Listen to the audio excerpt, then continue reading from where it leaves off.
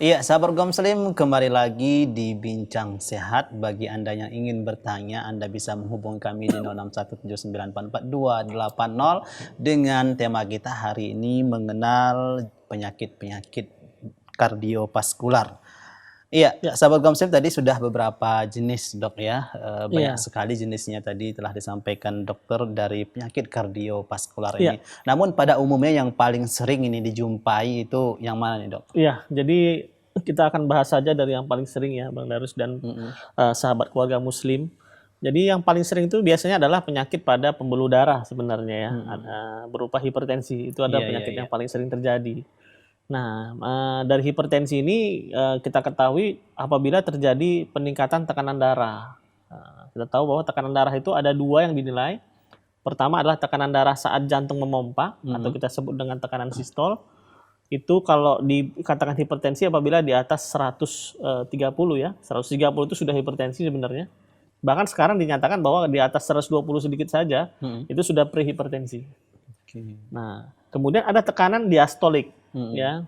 Jadi tekanan diastolik itu kalau kita periksa tensi itu yang angka bawahnya ya. Misalnya 120 per 80. Iya, iya. Nah, per 80 itu adalah tekanan darah pada saat jantung tersebut diisi oleh darah. Nah, itu juga ada batas normalnya adalah di bawah dari 89. Jadi 89 ke bawah itu masih normal, sementara di atas 90 ke atas itu sudah merupakan hipertensi diastolik.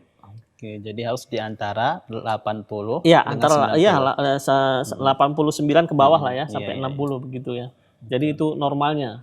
Nah, itu sering tinggi. Jadi ini yang sering terlebih dahulu diderita. Tapi masalahnya begini, pada penyakit kardiovaskular ini semacam kalau kita bilang dalam tanda kutip seperti lingkaran setan begitu ya.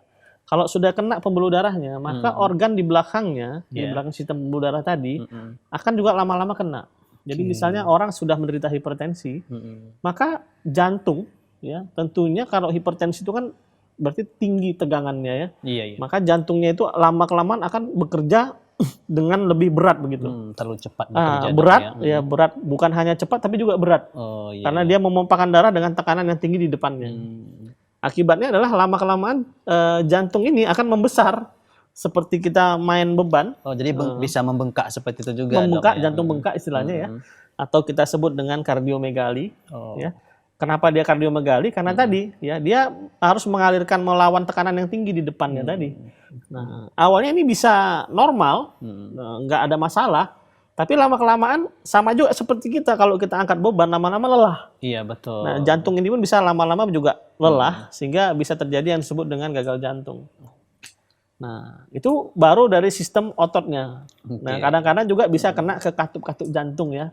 Kita tahu bahwa jantung itu kalau kita dengarkan dengan telinga itu ada bunyinya begitu ya. Iya, iya. Kenapa ada bunyinya? Karena ada katupnya di dalam itu. Betul, detakannya terdengar. Iya, gitu ya. jadi penutupan katup menyebabkan bunyi. Oke. Nah, tadi kalau misalnya berat tadi lama-lama katup pun bisa rusak juga. Ya, jadi cuman rusak katup ini bukan hanya dari tekanan darah yang tinggi, tapi juga bisa disebabkan karena ada satu infeksi. Oke, ini salah satu yang sering, Dok. Iya, ya. yang sering ya. Nah, kemudian apa lagi nih, Dok?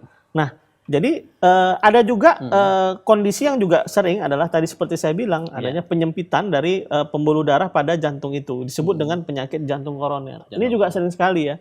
Nah, biasanya timbul karena faktor pola makan ya, tingginya kadar lipoprotein yang jahat tadi atau LDL di dalam tubuh, ya, yang lama-kelamaan bisa menyumbat dari arteri koroner tadi. Akhirnya jantungnya tadi kurang mendapatkan suplai makanan, ya. Akhirnya otot-otot jantung tadi menjadi mati. Nah itu ya. Nah itu yang kedua ya. Nah yang ketiga itu ada yang kita sebut dengan gangguan dari irama atau detak jantung. Nah, bagaimana sebenarnya detak jantung ini bisa bekerja? Itu karena adanya sistem saraf otonom atau sistem saraf yang secara otomatis bekerja.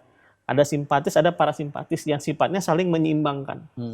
Nah, apabila terjadi satu ketidakseimbangan dari hormon, ya, misalnya adanya hormon-hormon stres seperti adrenalin, maka detak ini juga akan menjadi kencang begitu. Nah, belum lagi kalau adanya gangguan-gangguan dari sistem konduksi sendiri, ya, atau misalnya jalur itu seperti kabel di dalam jantung tadi, ya, apabila tempat duduknya kabel tadi di otot tadi itu rusak, maka juga akan menyebabkan satu kondisi irama yang tidak baik pada jantungnya. Ya. Oke. Idealnya frekuensi detak jantung itu berapa sih Ya. dok per menit? Jadi normal detak jantung itu ya menurut rata-ratanya itu Iya. antara 60 sampai dengan 80 Antara 60 kali sampai per menit. 80 per menit. Iya. Oke. Jadi di atas itu sudah disebut dengan takikardi. Masuk ke terlalu cepat Cepat tadi, Dok. ya. Oke. Takikardi ini ada yang normal, ada juga yang tidak normal. Nah, begitu. Taunya bagaimana? Nanti ada satu sistem pemeriksaan yang disebut dengan elektrokardiografi atau kardiogram. Ya, di rumah sakit itu sering pasiennya dipasang seperti kabel-kabel. Nanti bisa dilihat seperti grafik-grafik seperti itu. Oke, jadi di bawah dari 80, di bawah dari 60 itu Iya. bisa juga menyebabkan jantung lambat. Ya, untuk jantung lambat juga bisa bermasalah juga. berbahaya Ya. Dok, iya. Oke, jadi itu ada 3 cara garis besar tadi Dok iya. ya, yang Ada pada 4 tadi sama umumnya, katup. 4 ya Ya. sama katup tadi yang biasanya ini jenis Sering ya, yang penyakit paling dari sering. bagian kardiovaskular Kardiovaskular. Dok ya, yang perlu kiranya kita waspadai. Iya. Nah, kemudian dok, secara umum ini kita ingin tahu dok ciri-ciri seseorang yang jantungnya itu sehat dan yang sakit ini gimana dok? Ya, sebenarnya mudah saja ya untuk mengetahui jantung itu dalam kondisi yang sehat. Pertama biasanya dilakukan pemeriksaan tanda vital ya. Nah, dari tanda vital ini kita bisa ukur biasanya adalah frekuensi denyut jantungnya. Ya. Oh iya. Nah, frekuensi denyut jantung ini bisa dinilai secara kuantitatif maupun secara kualitatif ya. Kuantitatif itu frekuensi denyut jantungnya. Iya. Nah, itu bisa didengarkan melalui jantung sendiri atau melalui nadi. Oh, itu sama dok ya. Itu tadi bisa didengar frekuensi normalnya itu antara 60 sampai dengan di bawah 90. Oke, Itu per menit ya, itu disebut dengan normal. Dan secara kualitasnya tentunya dia juga kuat gitu ya. Nah, kalau masalah kualitas ini memang mungkin orang yang sering memeriksanya yang tahu ya. Iya. Seorang Berarti dokter ya. bukan hanya frekuensinya saja dok Ya. ya. Jadi ada Tapi kualitasnya juga kualitasnya dilihat juga. begitu ya di nadi tadi. Oke, ini salah satu Ini salah satu ciri. mengetahuinya. Oke, Kemudian dari segi tekanan darah biasanya. Nah, dari segi tekanan darah itu harus normal tekanan darahnya. Iya. Kemudian tidak ada tanda-tanda dari satu kegagalan jantung. Jadi kegagalan jantung ini maksudnya adalah kegagalan jantung untuk mensuplai darah untuk sel ya. Tadi kita tahu bahwa di dalam pembuluh darah tadi ada darah ya yang untuk mensuplai dari makanan tadi. Nah, jadi dia harus cukup suplainya. Seperti Bang Darus mungkin kasih uang sama istri harus cukup. Kalau kurang pasti istri marah begitu ya. Sama juga dalam tubuh kita. Jadi jantung ini juga mensuplai tadi makanan. Nah, kalau dia kurang maka akan timbul satu reaksi dalam tubuh kita. Nah, reaksi itu yang harus tidak ada begitu, baru kita sebut dia normal ya. Ini bisa diperiksa secara fisik diagnostik biasa, ataupun kadang-kadang kita menggunakan satu pemeriksaan penunjang ya. Jadi pemeriksaan penunjang itu biasanya adalah EKG ya. Kemudian kita bisa periksa dari enzim-enzim jantung. Kemudian kita juga bisa periksa dari foto dada begitu. Oke. Nah, untuk ini dok apa namanya dari gejala nampak misalnya apakah lemas, apakah nafsu makan kurang, hal-hal seperti ini ada nggak dok untuk ciri-cirinya? Nah, biasanya karena jantung tadi berhubungan dengan supply ya, supply energi begitu ya. Nah, hal yang paling sering pertama kali terjadi itu kalau terjadi masalah dengan sistem kardiovaskular itu adalah cepat lelah. Jadi cepat lelah. Jadi kayak seperti tekor begitu ya. Jadi tubuhnya seperti tekor sel-sel tubuh. Jadi cepat lelah. Biasanya naik tangga 1-2 lantai tidak bermasalah, ini tiba-tiba menjadi masalah. Sesak dia bukan karena disebabkan gemuk atau apa dok ya? Ya, gemuk itu kan salah satu juga faktor resiko ya. Nanti akan kita bahas itu apa saja faktor resikonya. Oke, jadi ini tadi mudah lelah tadi ini karena memang bekerja atau memang ya duduk-duduk saja tidak ada bekerja kemudian lelah atau gimana dok? Iya, biasanya berhubungan dengan peningkatan aktivitas. Nah, kalau aktivitas itu lelah yang berhubungan aktivitas itu biasanya kita hubungkan dengan kondisi jantungnya. Nah, tapi itu yang pada fase awal. Tapi kalau sudah fase fase lanjut dari satu sistem kegagalan jantung, maka juga pasien tersebut dalam kondisi diam juga bisa kelelahan ya, cepat lelah karena memang jantung itu sendiri sudah sangat-sangat tekor dia untuk mensuplai darahnya itu sudah tidak mencukupi lagi. Kemudian ada lagi dok selain itu selain mudah lelah. Jadi banyak lagi misalnya seperti kan tadi kan harus lancar ya. Jadi kalau kita bayangkan kalau jalan macet tentunya ada penumpukan. Nah, ini juga begitu. Kalau misalnya macet dia, bisa jadi penumpukan. Iya, iya, Penumpukan itu bisa ditandai dengan apa? Misalnya sesak napas. Ya, karena dia penumpukan yang akhirnya darah itu kembali ke paru-paru misalnya. Bisa juga itu penumpukan terjadi di bagian-bagian bawah tubuh kita. Yang misalnya terjadi pembengkakan pada kaki ya, atau pembesaran pada perut. Iya, iya, iya. Nah, itu salah satu tanda-tanda dari adanya satu kegagalan sistem kardiovaskular. Jadi seperti itu Bang Darus. Nah, kemudian hal yang paling penting lagi ya, untuk kita itu adalah faktor resiko sebenarnya. Faktor resiko, Jadi faktor resiko ini dari sistem kardiovaskular yang sudah saya sampaikan, ada faktor resiko yang bisa dirubah dan faktor resiko yang tidak bisa dirubah. Nah, memang secara faktor resiko ini, ada faktor resiko yang bisa dirubah itu misalnya penyakit ya, kita bisa hindari, kemudian pola makan misalnya, Ya, ya, bisa rokok, diubah. konsumsi alkohol, Iya, iya. kemudian gaya hidup, itu semua bisa dirubah. Tapi Betul. ada juga faktor yang memang tidak bisa dirubah, misalnya keturunan. Oh, Ya. jadi ini termasuk salah satu penyakit yang bisa Ya, bisa diturunkan, Dok, ya. ya. Keturunan. Kemudian jenis kelamin, biasanya memang kalau untuk penyakit kardiovaskular di usia muda itu memang sering terjadi pada laki-laki. Oh, Tapi pada usia tua, misalnya di atas 50, itu sudah sama antara laki-laki dengan perempuan karena sudah menopause. oke. Jadi Berarti, perempuan tuh kalau masih muda dia jarang kena penyakit kardiovaskular karena ada hormon estrogen itu ya yang melindungi. jadi ini hormon estrogen ini membantu untuk Ya, melindungi- pada wanita ya. Oke. Tapi kalau sudah menopause dia akan sama seperti Oke, laki-laki. laki-laki kan ada juga tapi sedikit Dok ya. Sedikit. Sedikit. Ya, Nah, ya. Oke, betul. Ya, jadi ini apa namanya jenis kelamin ini juga merupakan faktor risiko yang Ya, tidak bisa keturunan jenis kelamin seperti itu. diubah Dok ya, tidak bisa dihindari Iya. Dok ya. Ya, Oke. jadi dirubah tadi walaupun kita berubah jenis kelamin, tapi secara biologis Betul, tidak bisa tidak berubah juga begitu ya. Oke. Hanya dua itu Dok, faktor keturunan sama apa namanya jenis kelamin. Iya, itu yang tidak sulit akan dirubah ya.